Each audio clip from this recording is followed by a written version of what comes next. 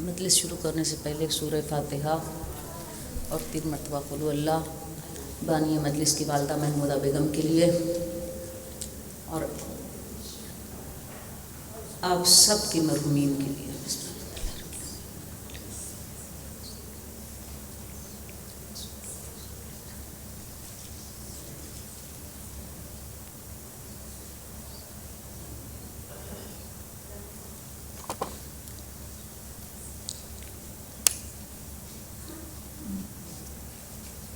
ایک مرتبہ سورہ فاتحہ شفائے کاملہ کے لیے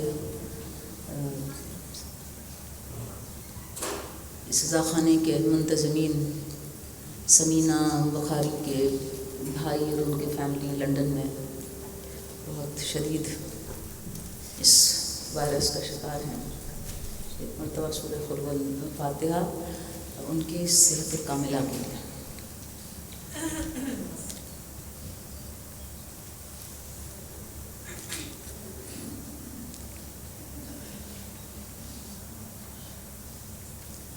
مرتبہ سورہ فاتحہ تمام پڑھنے والوں کے اور حاضرین محفل کے اور منتظمین کے گزشتگان کے لیے اور میرے والد مدنی کے لیے۔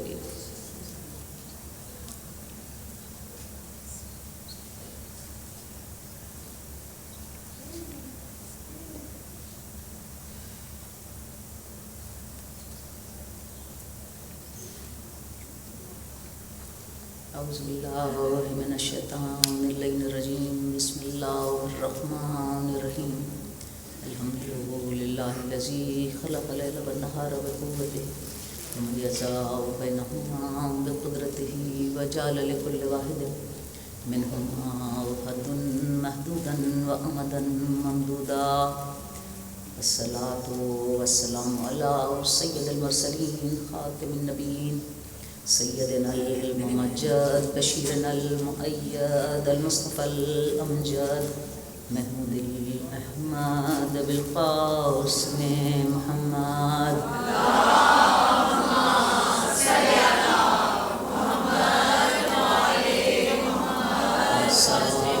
الدعوة النبوية والصولة الحیدریہ والعصمة الفاطمیہ والحلم الحسنیہ والشجاعة الحسینیہ والصبر السجادیہ والآثار الباقریہ والمحاصر الجعفریہ والعلوم القاظمیہ والحجج الرضویہ والجود التقویہ والنقاوة النقویہ والہیبۃ العسکریہ والغیبۃ الالوہیۃ القائم بامر اللہ۔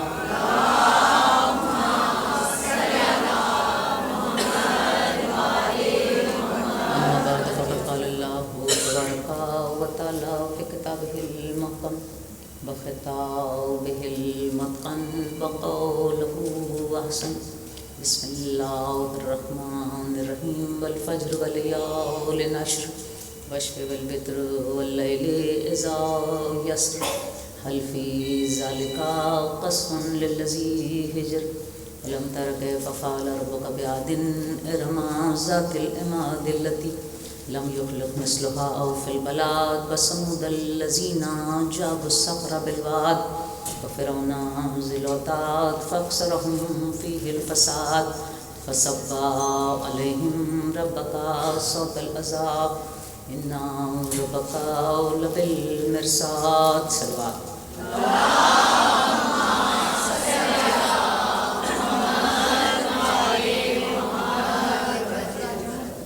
عزیزان گرامی، ایام فاطمیہ کے حوالے سے یہ 2 تقاریر ہم آپ کی سماعت کی پیش نظر کریں گے۔ میں اسے اس لیے تقریر کہتی ہوں کہ یہ فقط مجلس نہیں ہے جس میں روزہ خوانی یا مصائب کا تذکرہ کیا جائے اور کچھ آنسو بہا کر ہم اس وقت کو گزار دیں۔ اس تقریر کا مقصد اور میری دیگر تقاریر کا مقصد ایسے افکار اور ایسے مفاہیم اور اور ایسے کانسیپٹس کو سامعین تک پہنچانا ہے جن کی ہمارے عقیدے اور زندگی میں اور فیتھ میں بہت پیوٹل حیثیت ہے. اور پھر جہاں تک ان تقاریر کا تعلق ہے، یہ تقاریر تجدید عہد کا نام ہے. ایک وعدے کی ہم اپنے آپ سے یاد دہانی کرتے ہیں، ریکنفرم کرتے ہیں اس کووننٹ کو جو ہم نے آل محمد کے ساتھ کیا. اور اگر تقریر کا حوالہ جناب فاطمہ زہرا سلام اللہ علیہا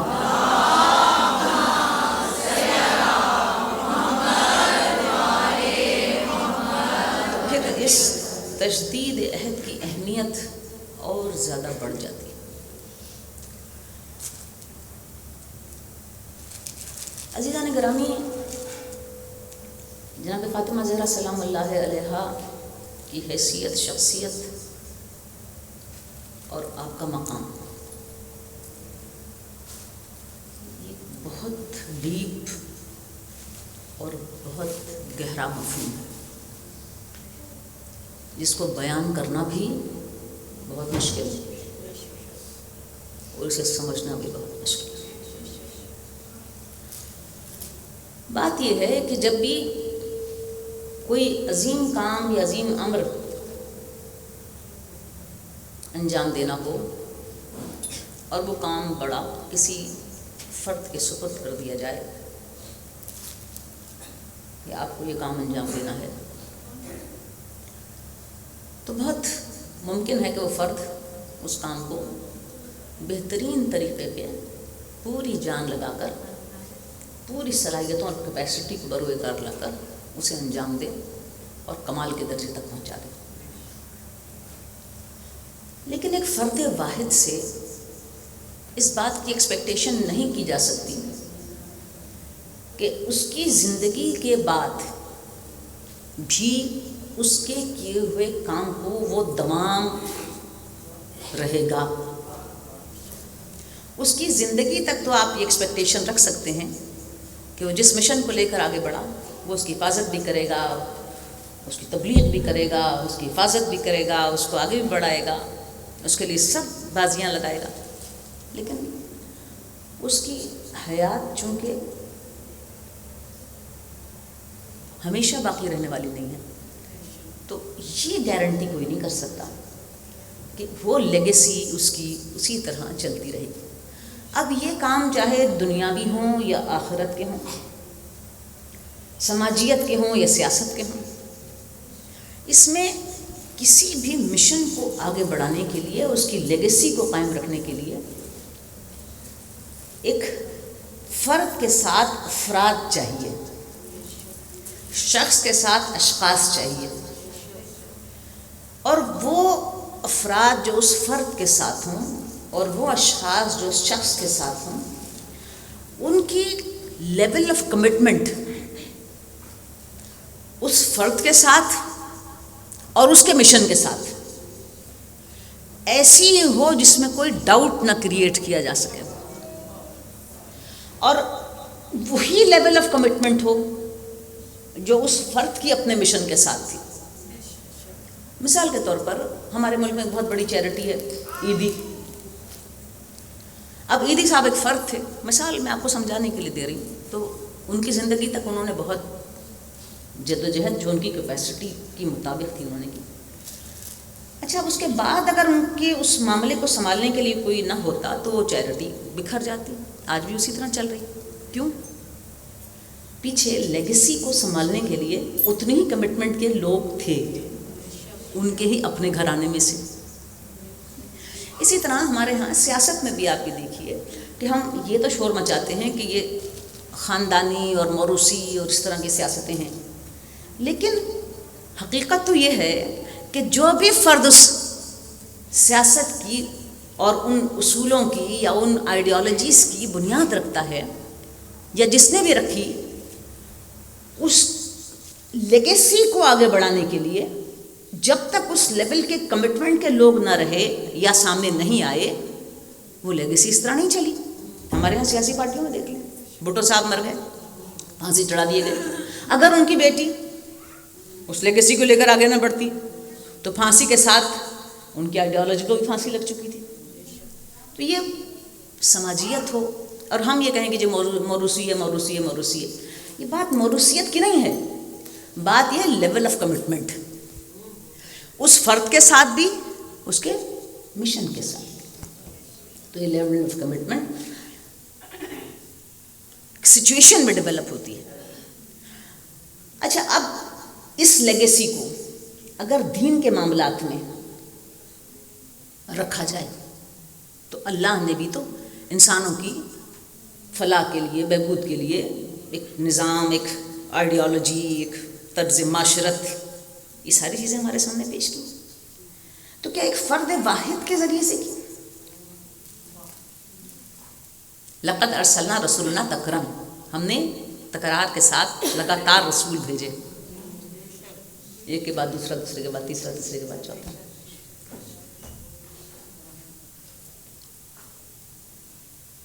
اور سورہ قصص میں کہا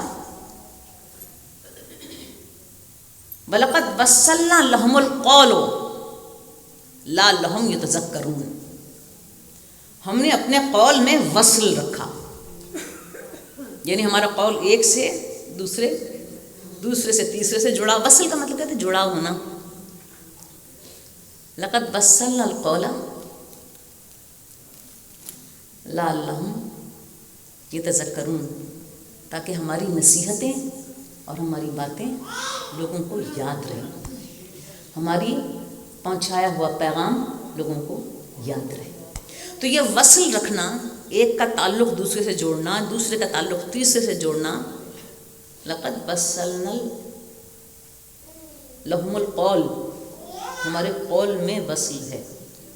ہر وقت نیا قول نہیں پیش کرتے, ایک ہی قول ہے, ایک کے بعد دوسرا, دوسرے کے بعد تیسرا, تیسرے کے بعد چوتھا, چوتھے کے بعد پانچواں. یہ قول کا وصل ہے اس کا. یہ ٹریڈیشن ہے, فطرت کا ٹریڈیشن ہے, قدرت کا ٹریڈیشن. اچھا, اب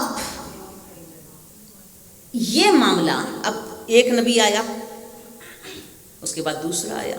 اچھا, ایک نے جو کام کیا اس نے دوسرے نے اس کو مزید آگے بڑھایا, تیسرے نے اس کو مزید فنیس کے پہنچایا. لیکن کیا اس کے اندر کوئی رد و بدل اور تبدیلیاں واقع ہوئی؟ نہیں, کنسسٹنسی رہی. تھاٹ پروسیس میں ایک مسلسل ہارمنی رہی, کنسسٹنسی رہی. جو آدم نے کہا وہی نوح نے کہا, جو نوح نے کہا وہی موسیٰ نے کہا, جو موسیٰ نے کہا وہی عیسیٰ نے کہا, وہی ابراہیم نے. کنسسٹنسی تھاٹ پروسیس کے اندر رہتی ہے. اچھا, اب اس لیگیسی کو آگے بڑھانے کے لیے, اس کنسسٹنسی آف تھاٹ پروسیس کو آگے بڑھانے کے لیے کچھ صورتیں ہو سکتی ہیں کہ کس طرح اس تھاٹ پروسیس کو آگے بڑھایا جائے. ایک صورت تو یہ ہے کہ جانے والا پیغمبر وہ یہ کہے کہ میں نے اپنے لوگوں میں جن میں میں نے تبلیغ کی ان میں سے یہ گروہ ہے, وہ گروہ ہے, یہ گروہ ہے, یہ قبیلہ ہے, وہ قبیلہ ہے, یہ لوگ یہ بن جائے گا, اس کے بعد اس قبیلے کو چلی جائے گی, اس کے بعد وہ قبیلہ سنبھالے گا. لیکن ہم نے انبیاء کے ٹریڈیشن میں یہ نہیں دیکھا. بڑے اولو العزم انبیاء جن کی شریعتیں پھیلی اس میں ہم نے یہ ٹریڈیشن نہیں دیکھا کہ انہوں نے کہا ہو کہ فلاں میرے بعد اس قریے کا, اس شہر کا, اس گاؤں کا, اس قبیلے کا. نہیں. دوسرا ٹریڈیشن یہ ہے کہ وہ کہیں کہ ہمارے خاندان اور ہماری اولاد میں سے ہو. یہ دو ہی صورتیں ہو سکتی ہیں نا, یعنی تمام لوگ انکلوسیو ہو جائیں یا ایکسکلوسیولی خاندان ہو جائیں.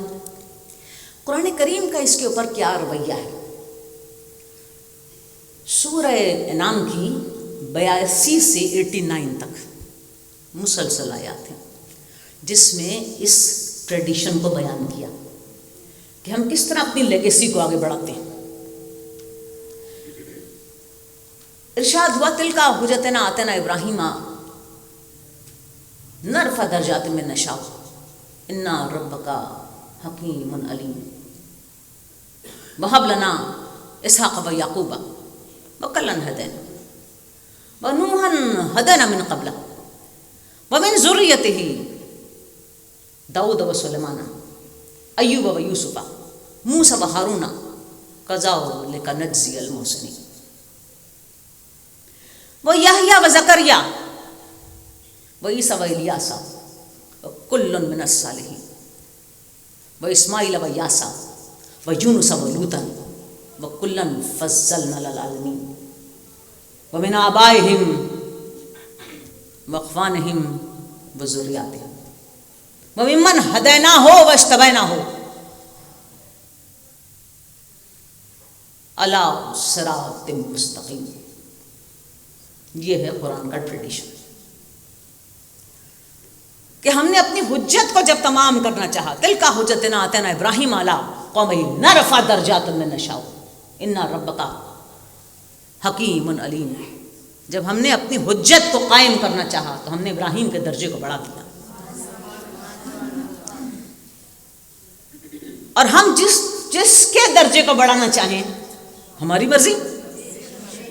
پھر ہم اپنی مرضی، کیونکہ تمہارا رب حکیم بھی ہے اور علیم بھی ہے، حکمت بھی رکھتا ہے اور علم بھی رکھتا ہے، تو ہم اپنی مرضی سے ہم نے ابراہیم کے درجوں کو بلند کر دیا. وَهَبْنَا لَهُ إِسْحَاقَ وَيَعْقُوبَ، اس سے پہلے ہم نے ہدایت کی اس کے بیٹوں اسحاق کی اور یعقوب. وَنُوحًا هَدَيْنَا مِن قَبْلَ، ہم نوح کی اس سے پہلے ہدایت کر چکے تھے. تذکرہ کہاں سے شروع ہوا؟ ابراہیم سے. وَمِن ذُرِّيَّتِهِ، اور پھر ابراہیم کی ذریت میں ہم نے داؤد و سلیمان ایوب و یوسف موسیٰ و ہارون وَكَذَلِكَ نَجْزِي الْمُحْسِنِينَ. ہم نے نوح ابراہیم کی ذریت میں اسحاق و یعقوب کا تذکرہ الگ کیا، نوح کا تذکرہ الگ کیا. یہاں داؤد و سلیمان ایوب اور یوسف موسیٰ و ہارون كَذَلِكَ نَجْزِي الْمُحْسِنِينَ. یہ سارے کے سارے ہمارے صاحب احسان بندے تھے. وزکریا و یحییٰ و عیسیٰ و الیاس وکل من الصالحین. وہ زکریا ہوں یحییٰ ہوں، وہ عیسیٰ ہوں یا الیاس ہوں، انہیں ہم نے صالح بندے قرار دیا. و اسماعیل و یاسا و یونس و لوطا وکلا فضلنا علی العالمین.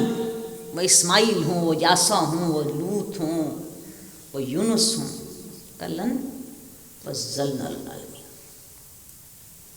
ان کو ہم نے عالمین پہ فضیلت دی. سارے نبیوں کے نام. اب اس کے بعد ٹریڈیشن بیان کیا. وَمِنْ آبَائِهِمْ وَأَخْوَانِ ذُرِّيَّاتِهِمْ وَأَخْوَانِهِمْ، اور پھر اس کے بعد ہم نے چن کر اٹھائے ان کے آبا و اجداد، وَذُرِّيَّاتِهِمْ ان کی اولادیں، وَأَخْوَانِهِمْ ان کے بھائی، وَاجْتَبَيْنَاهُمْ وَهَدَيْنَاهُمْ إِلَىٰ صِرَاطٍ مُسْتَقِيمٍ. یہی وہ ہیں جو مجتبی قرار دیے گئے، یہی وہ ہیں جو ہدایت یافتہ ہیں، یہی وہ ہیں جن کے پاس صراط مستقیم.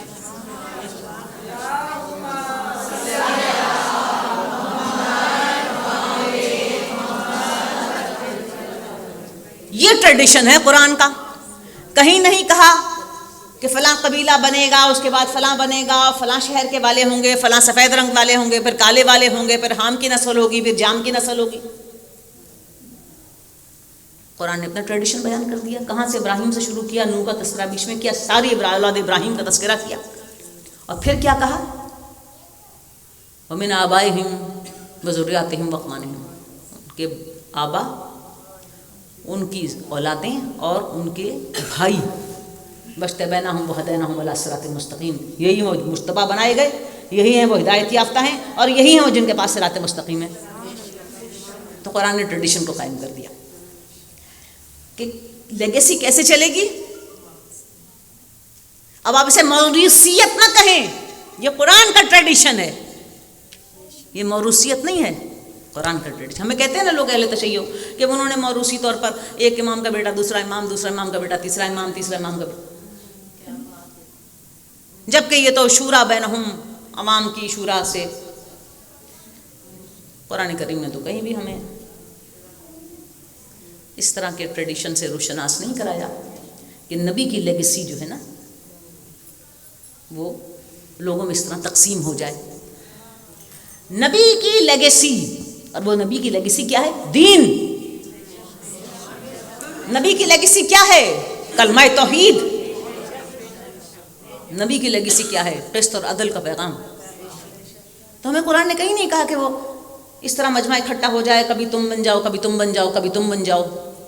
اس لیے کہ آپ کی لیول آف کمٹمنٹ اس فرد کے ساتھ جس پر ختم کیا ہم نے اس سارے کلام کو، وہ لیول آف کمٹمنٹ ہی نہیں ہے آپ کی اس کے ساتھ. تو لیول آف کمٹمنٹ کس کے ساتھ ہوگی؟ وَمِنْ آبَائِهِمْ وَأَقْوَانِهِمْ وَذُرِّيَّاتِهِمْ وَأَقْوَانِهِمْ.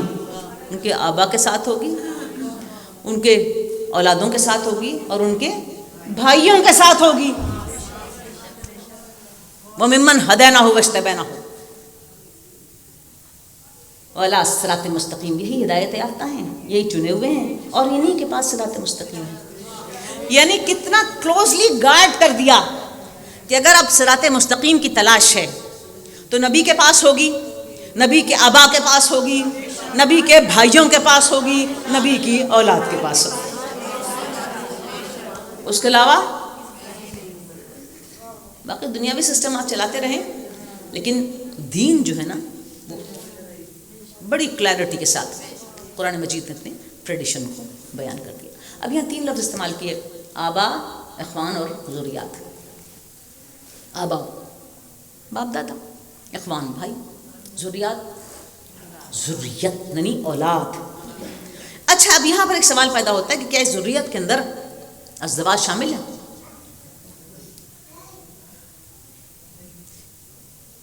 کیونکہ اہل بیت کا جب ٹرمنالوجی استعمال کی جاتی ہے تو اس کے وائڈر کانوٹیشن میں بیوی شامل ہو سکتی ہے، گھر والی. ذریت میں کیا یہ ازدواج شامل ہو سکتی ہیں؟ قرآن کریم نے اس کو بھی کلیریفائی کیا. سورہ مومنون میں کہا: ربنا ہب لنا من ازواجنا وذریاتنا قرۃ اعین وجعلنا للمتقین اماما. دعا ابراہیم. اب ابراہیم جو ہے وہ پہ بیٹھے ہیں، سارا سلسلہ ابراہیم سے چل رہا ہے. تو ابراہیم نے کیا دعا کی؟ ربنا ہب لنا من ازواجنا وذریاتنا قرۃ اعین وجعلنا للمتقین اماما. پروردگار دعا کرتے ہیں تجھ سے کہ ہمارے ازدواج کو اور ہماری ذریتوں کو ہدایت عطا فرما، اور ہماری آنکھوں کی ٹھنڈک بنا دے، اور متقین کا امام بنا. انہیں ذریتیں الگ ہیں، ازدواج. اچھا، بالکل بھی چیزیں گڑبڑ کرنے کی گنجائش قرآن نے نہیں چھوڑی. اسی طرح سورہ رعد میں فردر اس کانسیپٹ کو ایکسپلین کیا: افمن یعمل انما انزل الیک من ربک الحق کمن ہوا اعمی انما یتذکر اولو الالباب الذین یوفون بعہد اللہ ولا ینقضون المیثاق والذین یصلون ما امر اللہ بہ ان یوصل ویخشون ربہم ویخافون سوء الحساب وقام الصلاۃ وانفق مما رزقناہم سرا وعلانیۃ ویادرون السیئات الحسنات یادرون الحسنات السیئات اولئک لہم عقبی الدار والذین صبروا بما ابتغاء رب وجہہ والذین صبروا ابتغاء وجہ ربہم وقام الصلاۃ ومما رزقناہم سرا وعلانیۃ ویادرون السیئات الحسنات اولئک لہم عقبی الدار جنات عدن یدخلونہا ومن آبائہم وازواجہم وذریاتہم والملائکۃ یدخلون علیہم من کل باب سلام بما صبرتم فنعم عقبی الدار. سورہ رعد. اس کانسیپٹ کو کہ ذریت کیا ہے قرآن کریم نے فردر آگے بڑھ کر اور زیادہ اسے پکڑ کیا. افمن یعمل انما انزل الیک من ربک الحق کمن ہوا اعمی. جب تمہیں پتہ ہے کہ جو کچھ ہم نے بھیجا وہ حق ہے اور پھر بھی اس پر تمہیں شکوک ہیں تو کیا تم اندھے ہو؟ آنکھ کے نہیں، عقل کے اندھے. مثال کے طور پر ایک سامنے کوئی چیز رکھی ہوئی ہے، ہم کہہ رہے ہیں وہ اٹھا کے دینا، وہ اٹھا کے دیں. اب وہ دیکھنے والا، اٹھانے والا ادھر ادھر دیکھ رہا ہے تو بے اختیار منہ سے نکلتا ہے کیا اندھے ہو گئے، سامنے تو رکھی ہے. تو یہ کانسیپٹ استعمال کیا قرآن نے کہ سامنے تو ہے حق اور سچائی، اندھے ہو. افمن یعمل انما انزل الیک من ربک الحق کمن ہوا عمل. جانتے پوچھتے سامنے رکھے ہوئے دیکھنے کے باوجود یہ کہہ رہے ہو کہ نہیں نظر آ رہا، اندھے ہو. الذین ينفقون عہد اللہ من بعد میثاقہ. حقیقت تو یہ ہے کہ جو لوگ اللہ کے ساتھ کیے ہوئے میثاق کو پورا کرتے ہیں.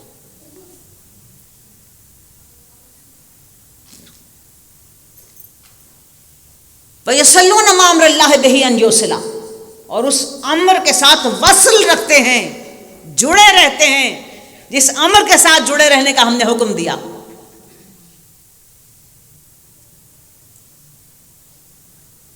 وَيَخْشُونَ رَبَّهُمْ، اور خدا کی طرف ذمہ دار ہیں. وَيَخَافُونَ،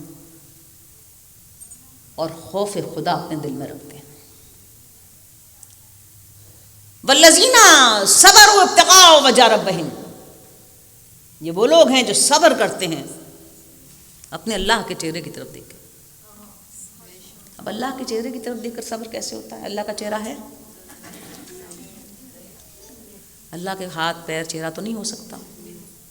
چہرہ کیا ہے؟ ایکسپریشن،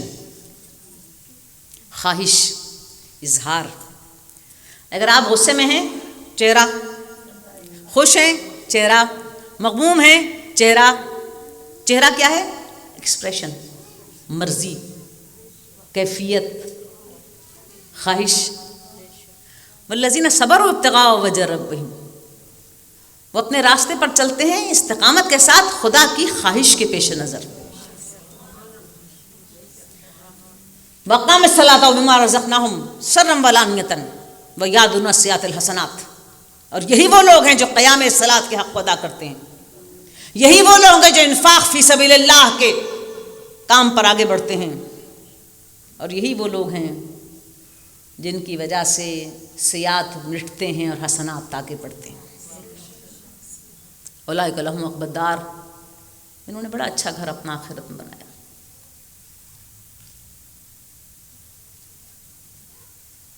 جنات عدن یدخلونہا، یہ داخل ہوں گے جنات عدن میں. ومن آبائہم وازواجہم وذریاتہم، ان کے ساتھ ان کے آبا بھی ہوں گے، ان کی ازدواج بھی ہوں گی اور ان کی اولادیں بھی ہوں گی. والملائکۃ یدخلون علیہم من کل باب، اور ہر اس دروازے سے جس دروازے سے یہ داخل ہوں گے ملائکہ بھی ان کے ساتھ ساتھ داخل ہوں گے. اور کیا پکاریں گے؟ سلام علیکم بما صبرتم فنعم عقبی الدار، تمہارے صبر پر ہمارا سلام ہو کہ جس کی وجہ سے ہم تم نے یہ عظیم مقام بنایا.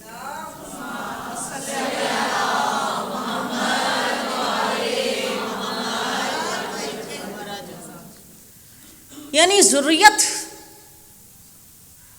کا خصوصی طور پر علیحدہ سے تذکرہ کیا گیا قرآن مجید.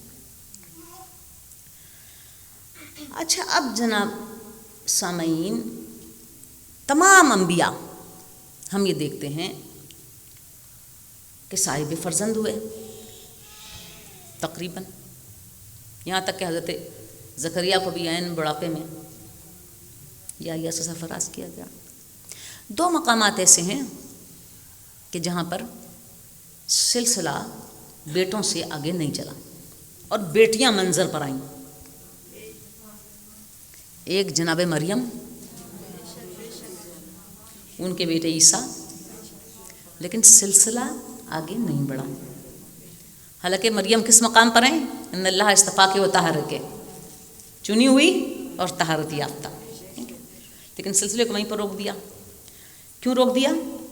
اولاد اسحاق سے اب اس مینٹل کو اولاد اسماعیل کی طرف منتقل کر دیا. یہاں تک اولاد اسحاق کی خدمات تھیں، روک دیا.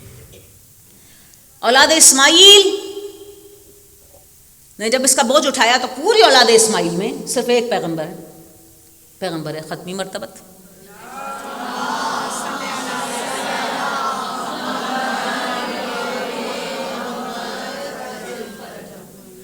پیغمبر آخری نبی ہیں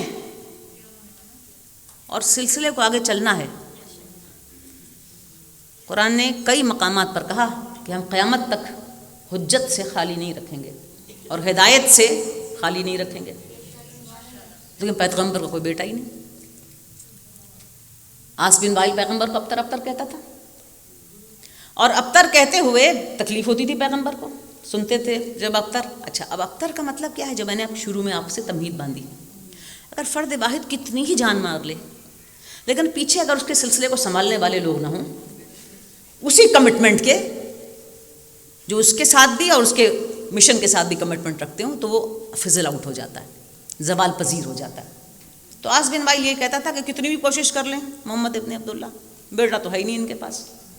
جب بیٹا نہیں ہے تو یہ چیزیں اس طرح زوال پذیر ہو جائیں گی، کیونکہ یہی قانون فطرت ہے، چیزیں زوال پذیر ہو جائیں گی.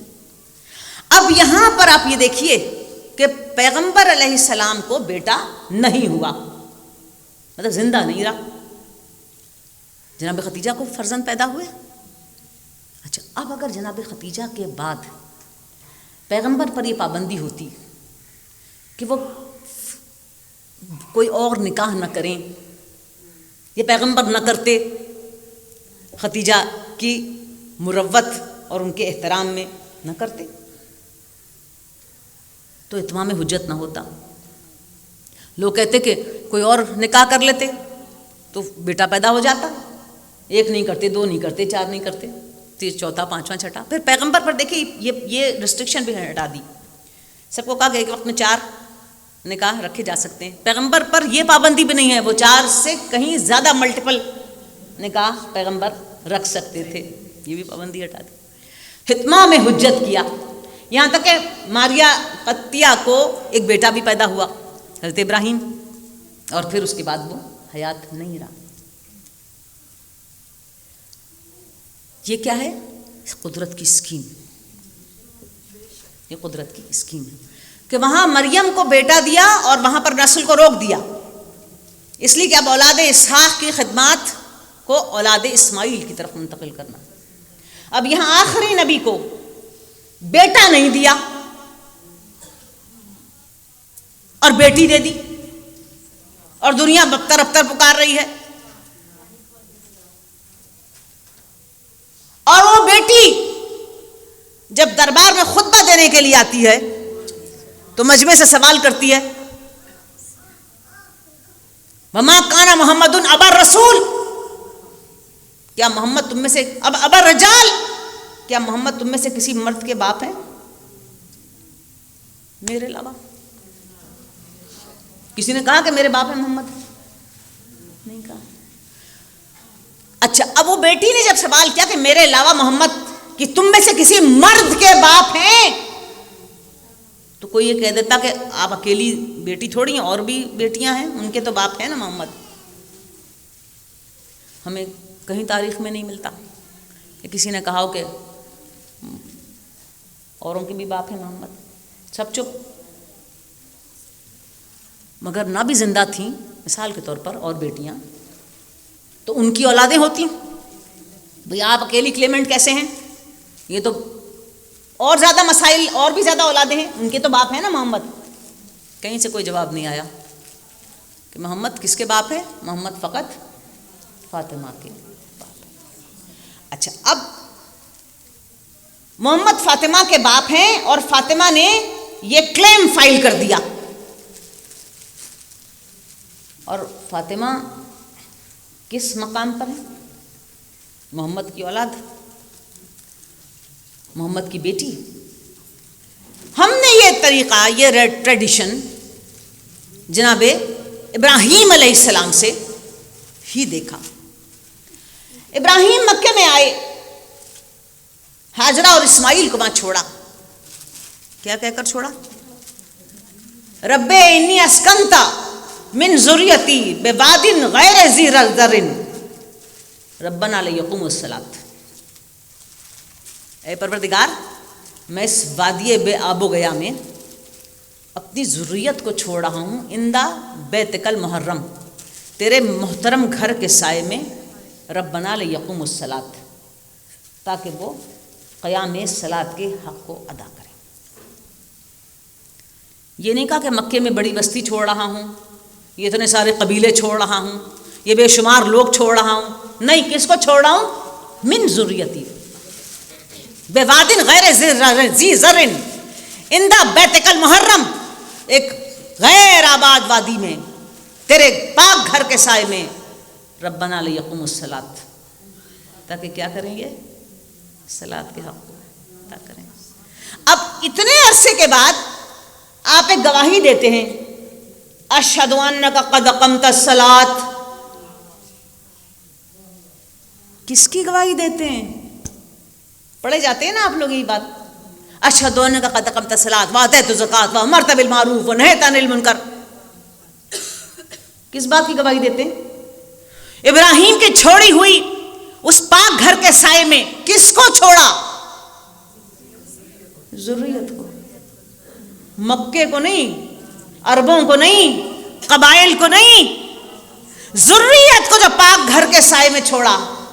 ربنا لیقوموا الصلاۃ, پروردگار یہ قیام صلات کے حق کو ادا کریں. تو ہم آج گواہی دیتے ہیں اشہد انک قد اقمت الصلاۃ, گواہی دیتے ہیں کہ انہوں نے قیام صلات کے حق کو ادا کر دیا. کس نے؟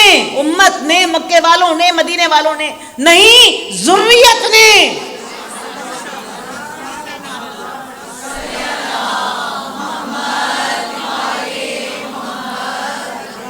اب پیغمبر کا بیٹا نہیں ہے, یہ بات ذہن میں رہے, پیغمبر کا بیٹا نہیں ہے.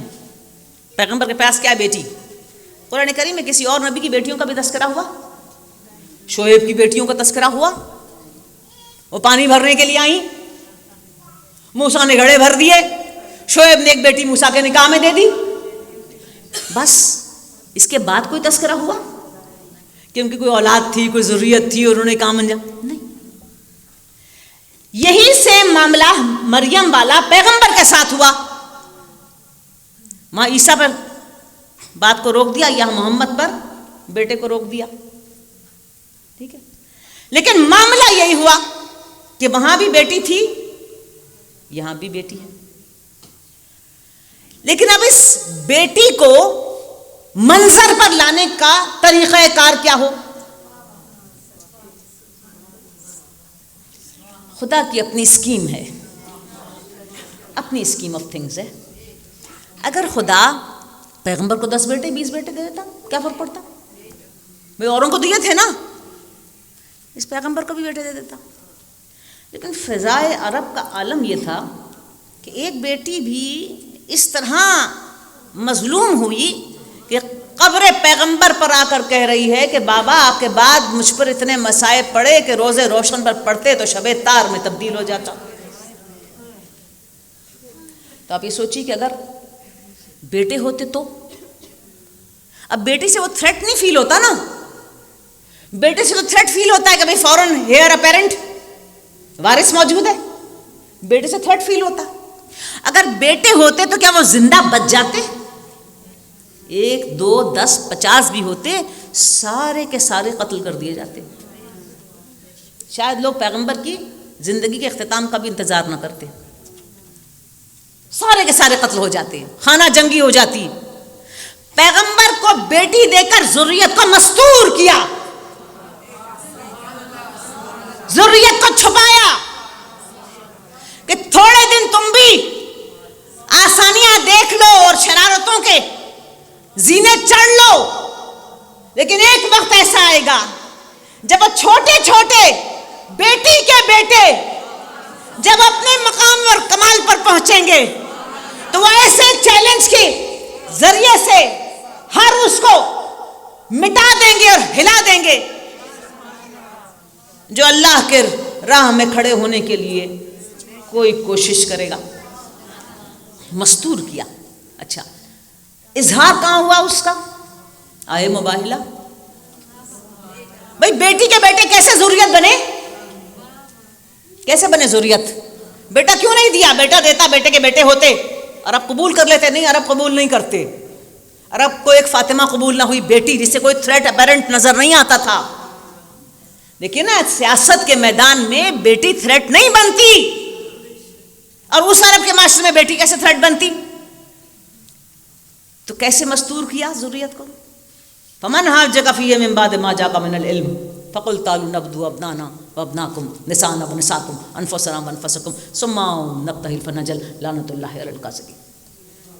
جب علم کے دفتر تمام ہو گئے تو ان سے کہو موبائلے کی منزل پر آ جائیں. ان سے کہو تم اپنے بیٹوں کو لاؤ، اپنے بیٹوں کو لاتے ہیں. تم اپنی نساء کو لاؤ، اپنی نساء کو لاتے ہیں. تم اپنے نفوس کو لاؤ، اپنے نفوس کو لاتے ہیں. ثم نبتہل فنجل لعنۃ اللہ علی الکاذبین. ٹھیک ہے. اچھا، اب اس مقام پر نساء گئی. اب نساء اور ازدواج پھر ایک کانفلکٹ پڑتا ہے. ازدواج موجود تھی، وہ جا سکتی تھی. قرآن نے اتنا ریسٹرکٹ کیا، نساء اور ہے، ازدواج. اور نساء کی اس منزل پر فقط ایک. اب نساء کے ساتھ کون ہے؟ اب نانا نساء کے بیٹے. اب نساء کے بیٹے نہیں کہہ رہا میرے بیٹے، اور ہیں کس کے؟ نساء کے بیٹے. نساء کے بیٹے. تم اپنے بیٹوں کو لاؤ، ہم اپنے بیٹوں کو لاتے ہیں. تو اپنے نفوس کو لاؤ، اپنے نفوس کو لاتے ہیں. تو اپنی نساء کو لاؤ، ہم اپنے نساء کو لاتے ہیں. تب وہ ازدواج الگ ہو گئی، نساء الگ ہو گئی. اب نساء کے بیٹے کون ٹھہرے؟ ذریت پیغمبر ٹھہرے. اور قیامت تک کے لیے قرآن مجید نے یہ اصول رقم کر دیا کہ نبی کی بیٹی کے بیٹے ابنائے پیغمبر ہیں. ابنائے پیغمبر ہیں. اب سورہ انعام کی ان آیات کی طرف وَمِنْ آبَائِهِمْ وَأَزْوَاجِهِمْ وَذُرِّيَّاتِهِمْ وَمِنْ آبَائِهِمْ وَذُرِّيَّاتِهِمْ وَأَخْوَانِهِمْ. کون سنبھالے گا اس لیگیسی کو؟ وہ آبا سنبھالیں گے، وہ بھائی سنبھالیں گے، یا وہ بیٹے سنبھالیں گے، وہ ذریتیں سنبھالیں گے. ممن ہدیناہ واجتبیناہ علی صراط مستقیم. انہی کو ہم نے مجتبی قرار دیا، انہی کی ہم نے ہدایت کی، اور انہی کے پاس صراط مستقیم ہے. اب وہ نساء جو فاطمہ ہے، باپ نے ہاتھ گود میں اٹھایا تو کہا ام ابیہا. اچھا، ام ابیہا. ابھی ساری گفتگو سے اگر آپ لنک کریں اس لفظ کا مطلب کیا نکلا؟ ام القرا، دار الخلافہ، یعنی شہروں کا مرکز. لشکر لڑنے کے لیے گئے، ام الجیش، لشکر کا علم درمیان، اس کا نشان، اس کی پہچان، ام الجیش. کوئی ایک مین براڈ وے چلتی ہے، وہ ایک سڑک جو اس شہر کی پوری ایسٹ ٹو ویسٹ یا نارتھ ٹو ساؤتھ پورے شہر، ام الطریق یہ ہی ہے جو درمیان سے گزرتی ہے، اور اسی سے اس شہر کا پتہ چلتا ہے. تو ان کا مطلب کیا ہوا؟ مقصد، مرکز.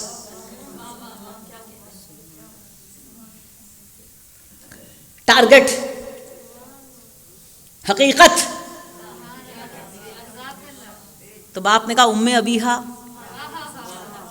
مقصد نبوت، مرکز نبوت، نشان نبوت، پہچان نبوت، ام ابیہا.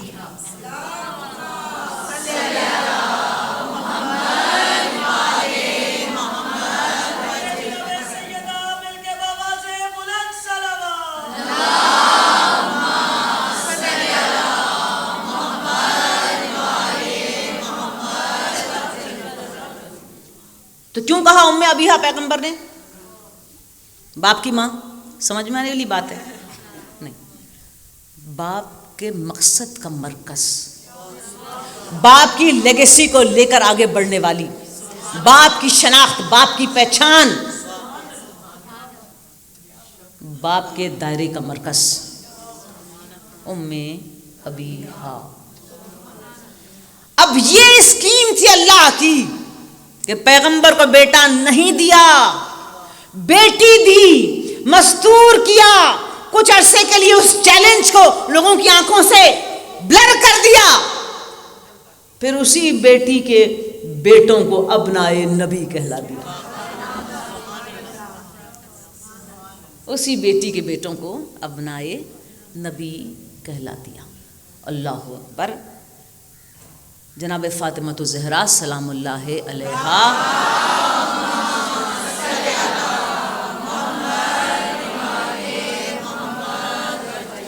کی یہ حیثیت ہے اس دین کی تھیولوجی میں، اس دین کی فلسفی میں، یہ حیثیت ہے۔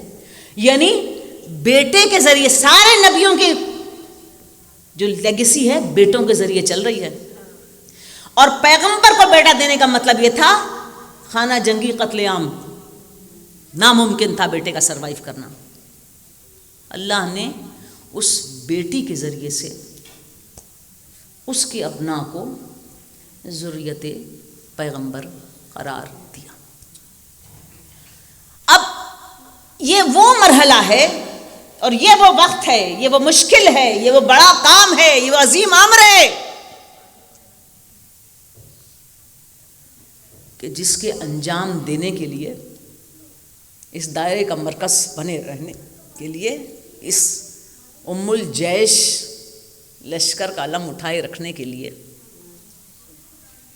قرآن نے خود کہا انا اعطیناک الکوثر فصل لربک وانحر۔ اطاعت اور قربانی کے راستے ہیں، قبول کر لیا اطاعت و قربانی کے راستے۔ مفاتیح الجناح میں ایک زیارت ہے جناب فاطمہ زہرا کی، اس میں آپ کے لیے ایک لفظ استعمال ہوا السلام علیکہ یا ایتھا الممتحنہ، اے وہ جس کے پیدا ہونے سے پہلے جس کا امتحان شروع ہو چکا تھا۔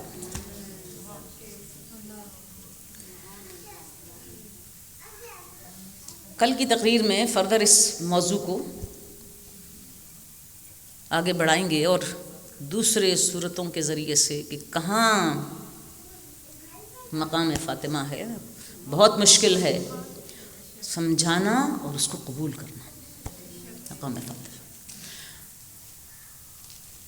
تو یہ السلام علیکم ایتھا الممتحنہ، سلام ہو اس پر جس پر اس کی پیدائش سے پہلے ہی امتحان شروع ہو چکا تھا، کیونکہ اسکیم پہلے بنتی ہے، خلقت بعد میں ہوتی ہے۔ تو یہ جو امتحان ہے جناب فاطمہ ہے، یہ خلقت اور وجود دنیا یا دنیا میں وجود میں آنے سے پہلے ہی یہ سارا کا سارا اللہ کی اسکیم کے تحت موجود ہو چکا تھا۔ اب جو بھی مصائب اطاعت اور کے راستے میں آئیں گے اور جو بھی قربانیاں اس کوثر کے بوجھ کو اٹھانے میں دینی پڑے گی، وہ کس کے حصے میں گئیں؟ فاطمہ زہرا کے حصے میں گئیں۔ اطاعت بھی ساری اور قربانی بھی ساری۔ تو پیغمبر اٹھ کر کھڑے ہو جایا کرتے تھے، بیٹی آتی تھی، ہم یہ کہہ رہے ہیں کہ جی بیٹیوں کا احترام کرتے تھے، وہ ایک سمبولک جیسچر ضرور ہے بیٹیوں کی کا احترام کرنا، لیکن کیا فقط بیٹی سمجھ کر پیغمبر احترام کر رہے تھے کہ وہ آ رہی ہیں اٹھ کر کھڑے ہو رہے ہیں، چادر کندھے سے اتار رہے ہیں، زمین پر بچھا رہے ہیں، مسند پر ڈال رہے ہیں، بیٹی کو بٹھا رہے ہیں، ماتھے پر بوسہ دے رہے ہیں، شہر سے باہر جا رہے ہیں تو آخر میں کہہ کر کھڑے ہو کر سلام کر رہے ہیں السلام علیکم یا اہل بیت النبوہ، اور شہر میں داخل ہو رہے ہیں تو پہلا سلام کر رہے ہیں السلام علیکم یا اہل بیت النبوہ۔ ارے یہ پیغمبری کی دستور میں شامل ہے کہ پیغمبر اپنی اولاد کے دروازوں پر آ کر سلام کرتے ہیں؟ کسی پیغمبر کی مجھے دستور عمل میں یہ بتا دیجئے۔ یہ پیغمبر کے دستور عمل میں قیامت تک کے لیے، وہ کلمہ باقیہ پر میں بات کرنا چاہتی تھی لیکن چونکہ وقت نہیں رہا، کل جب ہم اسی تقریر کو آگے کی طرف بڑھائیں گے تو ہم کلمہ باقیہ پر بات کریں گے کہ کس طرح وہ قائم اور ہمیشہ باقی رہنے والا کلمہ قرار دیا۔ پیغمبر ایسے ہی اٹھ کر کھڑے ہو رہے ہیں، ایسے ہی جاتے اور آتے درود و صلوات پڑھ رہے ہیں۔ کیوں پڑھ رہے ہیں پیغمبر؟ فصل لربک وانحر، اطاعت اور قربانی کا بوجھ اس بیٹی نے اٹھایا، اس بیٹی نے اٹھایا، اور پھر کب سے اٹھایا؟ علامہ راشد الخیری اہل سنت کے ایک بہت بڑے رائٹر ہیں، اور سب کانٹیننٹ کی ہسٹری میں ان کا ایک ادب میں ایک بہت بڑا مقام ہے، اور ایز اے ہسٹورین بھی انہوں نے ایک واقعہ لکھا، اور بہت کچھ لکھا انہوں نے جناب فاطمہ زہرا پر. تو ایک جگہ لکھتے ہیں کہ جب جناب خدیجہ کی رحلت ہوئی تو 5 برس کی عمر تھی جناب فاطمہ زہرا سلام اللہ علیہ، تو پیغمبر اپنی زوجہ کو دفن کرنے کے لیے لے گئے. کیا ملکیت ہے جناب خدیجہ الکبریٰ کی؟ پیغمبر کے ساتھ نکاح کرتے وقت کم از کم 1000 آدمی آپ کے اونٹوں کی قطار کی حفاظت کرتا تھا، مانیٹر کرتا تھا، باقی اور لاؤ لشکر علیحدہ تھا. اور کس طرح کفن ہوا جناب خدیجہ کا سب کو پتہ. راشد الخیری کہتے ہیں کہ پیغمبر، اور وہ کون سا سال ہے عام الحزن، ابو طالب گزر گئے، خدیجہ گزر گئیں، کوئی رحم کھانے والی آنکھ نہ بچی تھی. پلٹ کر گھر آئے تو دروازے پہ ایک 5 سال کی بچی کھڑی تھی، دوڑ کر باپ کے پیروں سے لپٹ گئی اور کہا بابا اماں کہاں رہ گئی؟ تو باپ نے کہا اسے اللہ نے اپنے پاس ملاقات کے لیے بلا لیا. وہ 5 سال کی عمر ہے. فصل لربک وانحر، اطاعت اور قربانیوں کا سفر فاطمہ زہرا نے شروع کیا. اب اس 5 سال کی بچی کے لیے تاریخیں لکھتی ہیں پیغمبر کو لوگ لہو لہان کر رہے ہیں، بچی زخموں کو پانی ڈال ڈال کر دھو رہی ہے، پیغمبر میں غلاظتیں پھینک رہے ہیں. 5 سال کی عمر کی بچی غلاظتیں دھو رہی ہے. وہ 5 سال کی بچی باپ کے کھانے کا بھی انتظام کر رہی ہے، باپ کی ہمدرد بھی ہے. یہ 5 سال کی عمر کی بات تھی. 18 سال میں تو دنیا ہی چھوڑ دی اطاعت اور قربانی کے سفر میں. امام رضا کے دربار میں ایک بار دیوال قضائی مرثیہ پڑھنے کے لیے کھڑے ہوئے. امام نے ارشاد فرمایا دیوال مرثیہ پڑھو. دیوال نے مرثیہ شروع کیا. ہائے ایسے نہیں کہا پیغمبر نے ام ابیہا. دیوال نے مرثیہ پڑھتے ہوئے کہا سلام ہو اے زہرا، اٹھیے کہ آپ کہاں ہیں؟ آپ کی آنکھوں کے تارے زمین کربلا پر بکھرے ہوئے ہیں.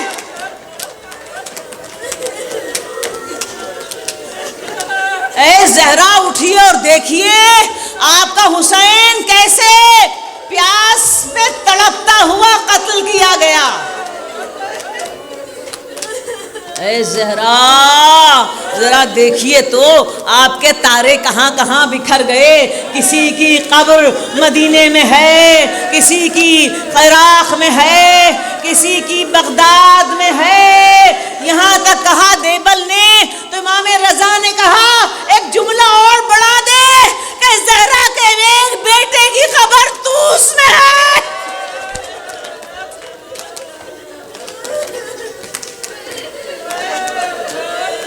حسین کربلا سے مدینے سے نکل رہے تھے، ماں کی قبر پر آئے، اماں حسین جاتا ہے، آواز آئی ماں ساتھ ساتھ ہے. قافلہ مدینے کو چھوڑ رہا ہے. جناب عباس گھوڑا دوڑاتے ہوئے امام حسین علیہ السلام کی سواری کے پاس آئے اور کہا جناب زینب بات کرنا چاہتی ہے. امام قریب گئے، میں مل کر پردہ اٹھا کر پوچھا بہن کیا بات ہے؟ کہا بھیا اماں کی آواز.